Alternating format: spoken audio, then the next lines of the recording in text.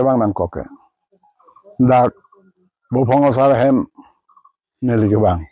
ependak himasa dolo salar dolo dak kebang nang ko bongkel pulo nili pan social media lo jaja lo nili pan botnam nang pi je enut aloso pena son to ase nili dak se kobulo je hoyto asap ke chok che dogok thai lo sita nili jitu bang social media nang po teng pana bangke nang tum na ok nang du ba nang bi se mane ke ko ke cepat coy den mako la sini rat dalang polo ne cepat coy che se meta tangun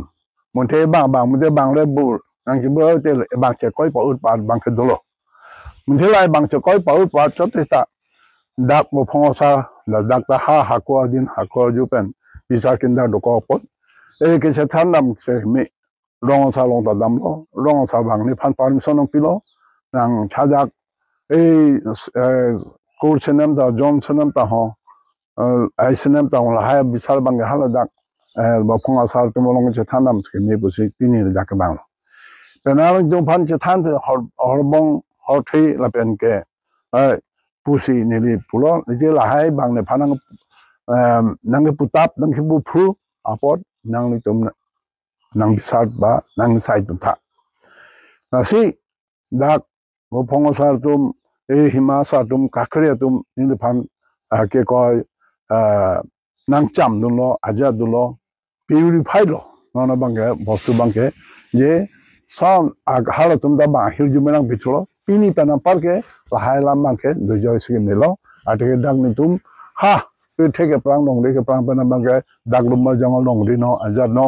la dak si e bo phonga sa sigi chepa thek do lo po la dak no sol at ke si ni le chini se dak bang si pini bang la tam nang so teng si ni li phan ni tu nang bo ko bangke pini dak bang nang sa dun ni ye de no po pot kadok be social media to phan chuning ri lo ye nang tum la hai bang kurio nang lo do o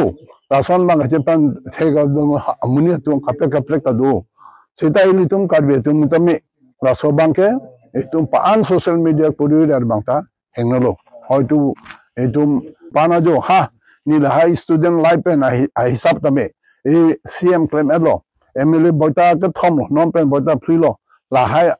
thang mane ke abot no mabe la si bang ade ka tum bang pulo je komame nang phanang lang ni si dulo ni hala hai tum phanang hai jong nam dilo mun the pini bisa thang lo po non pen pini kana bangke ba e bo phong sa tum pu khakre tum nang pu ateng pen dak social media bang pa ve dak se ni lo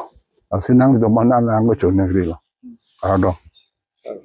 social media masuk viral video thak man ke nang ya long bang chepak lang bang la ke abang pen bang hoitu ai hisab ta dokolo asa ba photo dolo de paklang pachan tami aso bosu bangge lasi even bang chimni sa da nang pulo ai lopot sita nang tung la nang pu lam thya jo ni nili tum hala so ke ko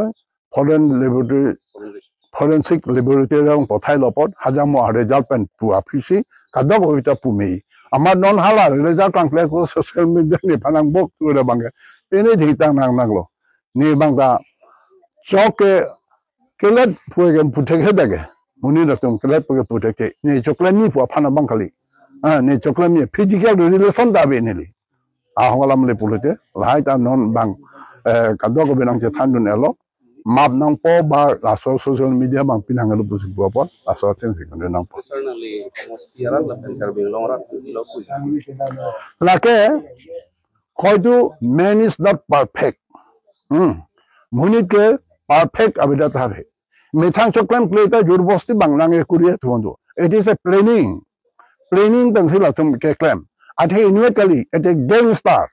gang pensina e kuri inwet akarbar karila so bostu bangke sital hai ni chidin dijo aja jelo muntho dojo na ai ke nelo pulote ha pe thya muni la tum social media kwano ke chok che tum ha gurja tumai tu kam the thula sita bangla son chukri bhimate itum non se kijing tu mi atum itum non se kenerang ebang social media ta tipi me pomat pi da bangke no long osomat pe don pen asa sa be ke thi ke alta ka be tum da mobile langpo theglong lepo de what is our duty, so how to lead the